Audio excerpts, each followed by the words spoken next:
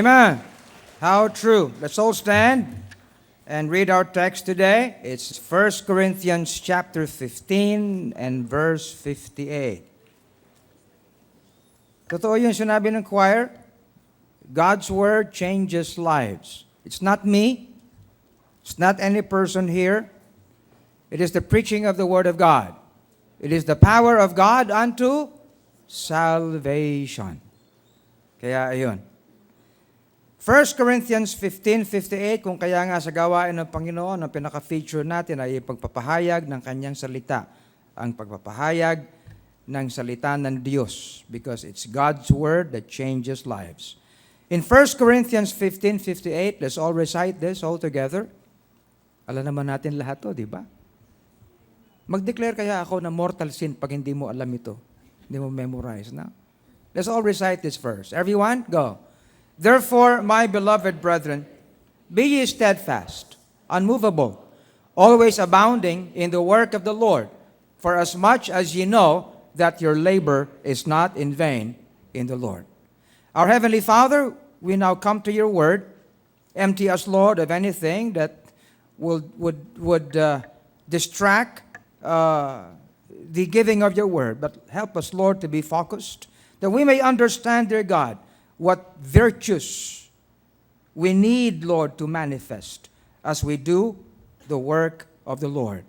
Thank you for everyone, Lord, listening to the sound of this message, Heavenly Father. I pray that in all these things you might be lifted up, we might know your will, and make us to be willing, Lord, to do your work. In Jesus' name, amen. Thank you. Please be seated. But of course, every one of us know that this is the life verse of Tatay Abante.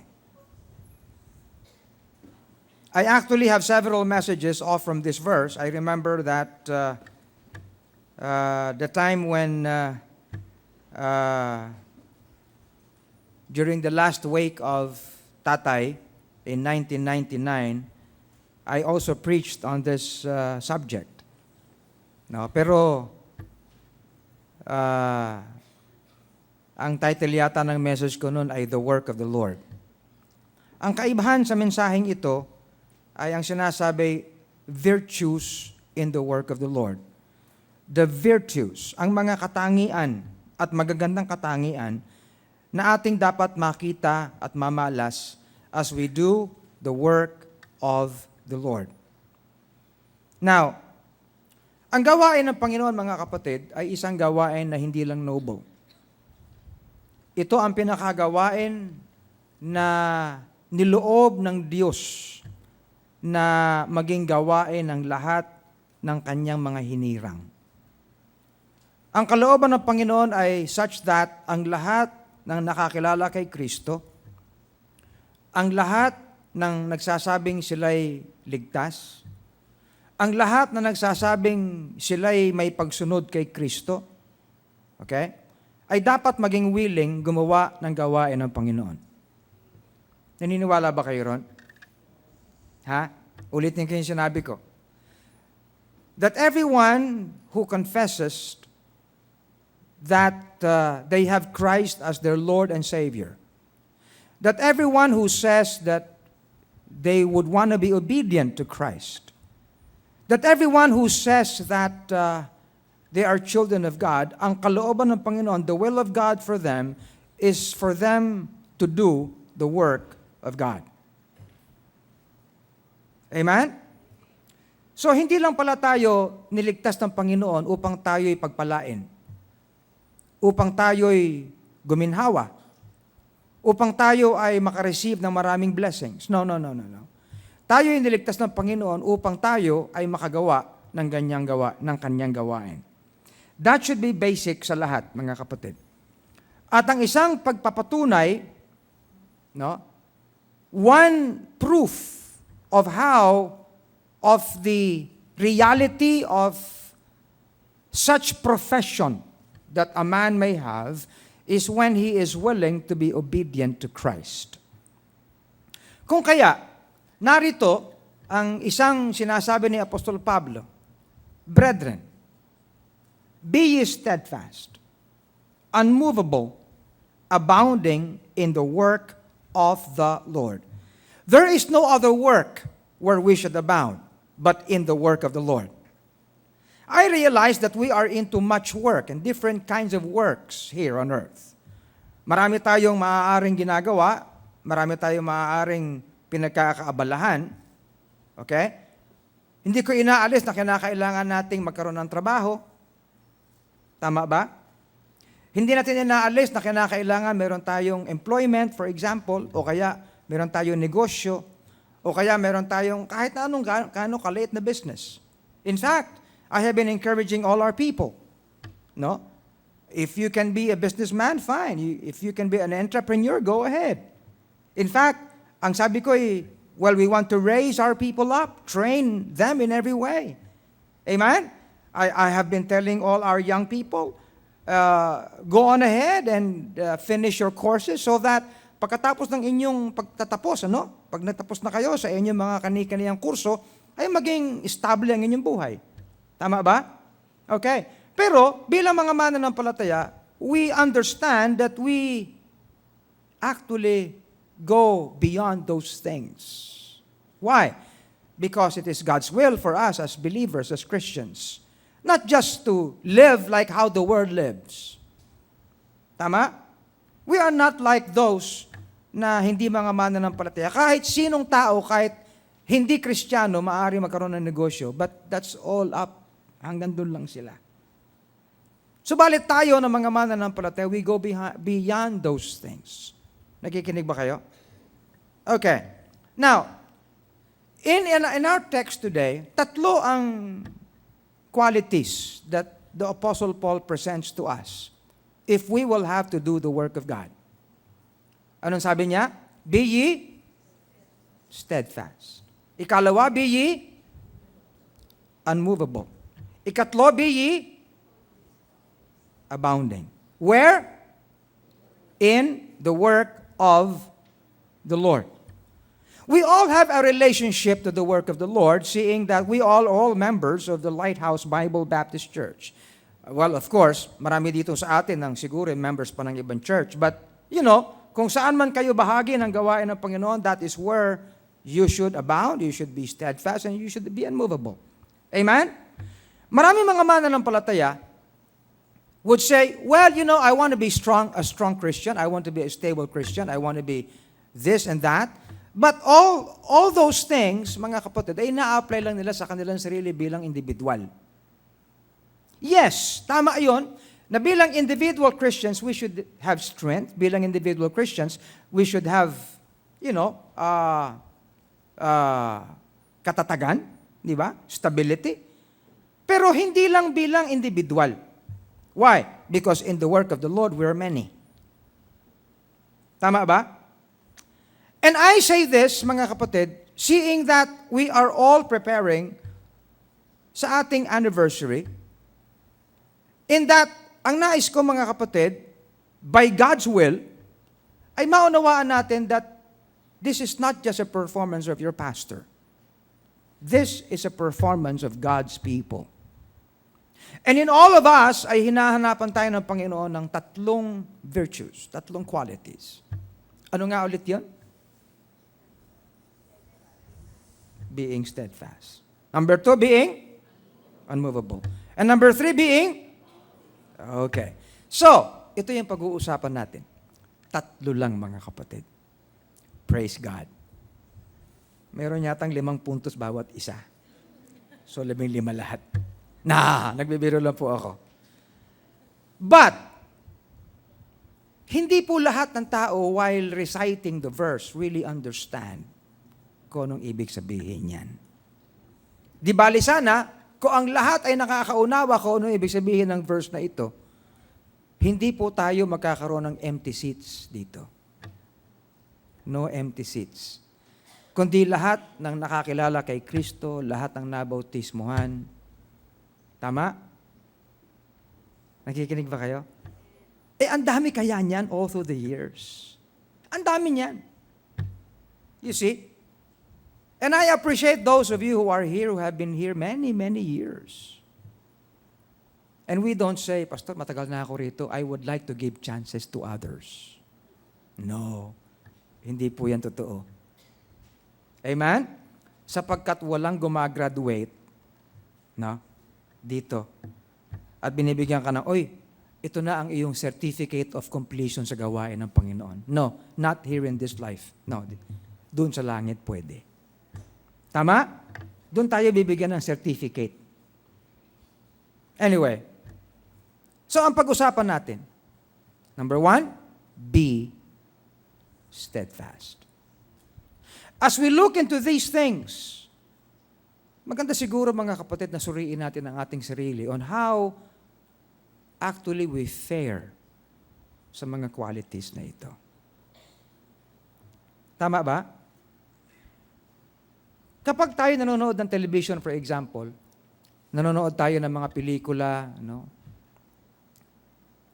yung mga bata, the kids, for example, papanoorin nila yung mga cartoons, papanoorin nila. So, hindi na uso yata tayo ngayon, papanoorin nila yung si Superman, si Batman, si Spider-Man. Anong gagawin nila? What would be the normal reaction of children who would watch those films? They would like to be those heroes. Tama? Ano pang gagawin yung mga magulang? Bibilhan nyo pa ng mga parang garb nila. Isusuot pa, papipicture pa kayo, ilalagay sa Facebook. Wow, ang ganda-ganda ng anak ko. Gwapo-gwapo. Spider-Man. Tama ba? Right? Superman. Kahit nga si Sep, are you Superman? Are you? No, I'm Batman, sabi niya ganyan. Ayos to. Ha? Power Ranger daw siya. Okay. Magsasalamin pa yan. No, akala ko kung anong ginagawa, gaganon-ganon sa salamin. Kahapon yun, naobserbahan ko yung apo ko eh. Well, but how do we relate, no, kapag nakikita natin ang mga bagay na ito? Hindi naman to sinasabi sa mga bata eh. Sinasabi to sa mga mananampalataya. Brethren. Amen? Be steadfast, unmovable, abounding. The word steadfast actually occurs 20 times in the Word of God. No? And dito sa pagkakagamit sa steadfast na ito, mga kapatid, it denotes someone who is settled, who is seated, no? And who has stability. Fixed. Yan ang ibig sabihin yan. Meron pang pagbabasahin ng mga ilang mga komentaryo din, ng mga ilang Bible scholars.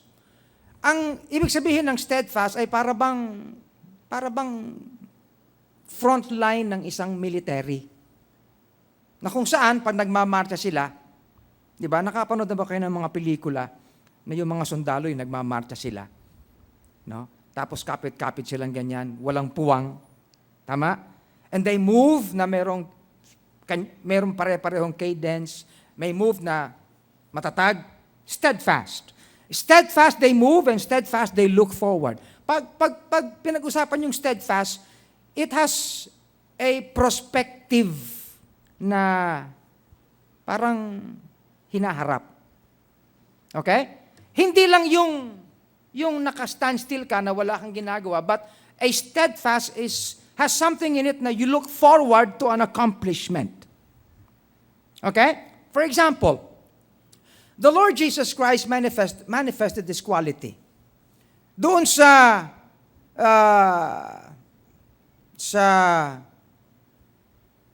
Luke chapter 9 and verse 51. Open with me to Luke chapter 9 and verse 51. Ang sabi dito ay, and it came to pass, when the time was come that he should be received up, he steadfastly set his face to go to Jerusalem. And so this word again is used. He steadfastly. I remember when, as a young lad, the Lord Jesus Christ was brought by Joseph and Mary doon sa templo. At nawala sa paningin nila Joseph at Mary ang ating Panginoon. Kaiikot nila, hinanap. Saan nila natagpuan ang Panginoon? Ha? He was talking doon sa mga doktor, sa mga skribo, sa mga, mga learned people, and they were so amazed sa ating Panginoon. At sabi sa kanya ni Mary, oh, we were looking for you. Hanap kami ng hanap sa iyo. Ano ang sagot ng Panginoon sa kanya even as a young lad? Wist ye not that I am about to do my Father's business? That even as a young lad, ay naroon na yung pagiging steadfast ng ating Panginoon sa kung ano ang dapat niyang gawin. Tama ba? He was steadfast. And here, sa Luke chapter 9, we see na when the time was come, na kinakailangan niyang ma-accomplish na ang dapat ma-accomplish, no one would dare come before him at pipigilan siya. He was driven to his task. Amen? He knew his purpose. At hindi maaari na he would be distracted.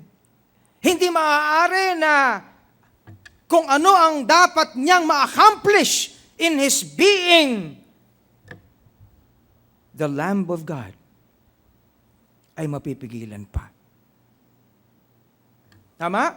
It has long been the question for many hundreds of years. Ang sabi ni Isaac kay Abraham, well, Dad, narito ang lahat ng gamit para sa sacrifice, but where is the sacrifice?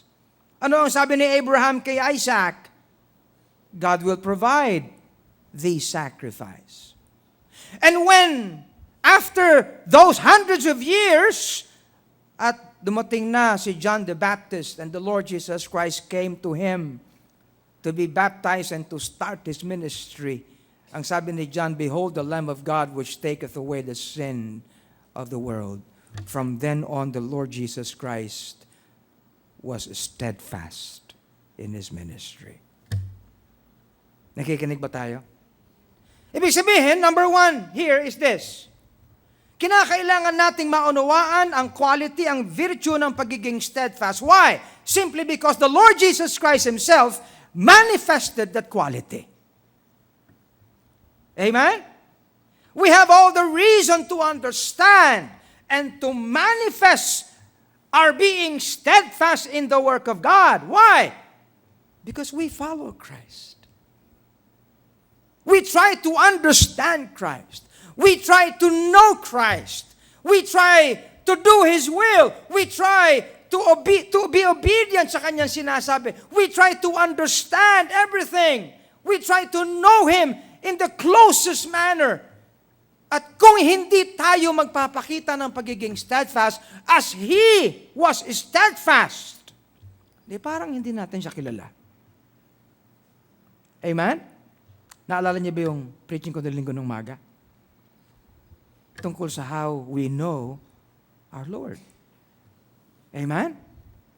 So ganun din ito mga kapatid. We need to have that quality of being steadfast in the work of God. Because Christ Himself was steadfast. We also need to have that quality because the Word of God is also described to be steadfast. Hebrews chapter 2 and verse 2. For if the word spoken by angels was steadfast, di ba? No? Mga lingkod ng Panginoon, mga angels, mga messengers to tell us kung ano mensahe ng ating Panginoon. Okay? At kahit ang mga lingkod ng araw, no, they were also called angels. Halimbawa, doon sa Revelation, ang bawat pastor nung mga gawain na like Ephesus and Laodicea and Philadelphia and Smyrna and Pergamos, the angel, yung mga pastor nun. Okay? And kahit yung mga apostles, no? Well, if those words were steadfast, then how then can we not be steadfast? Amen? See, the Word of God is described to be steadfast, to have stability. Heaven and earth shall pass away, but my word shall never pass away. And His word is effective. It's like a two-edged sword, piercing to the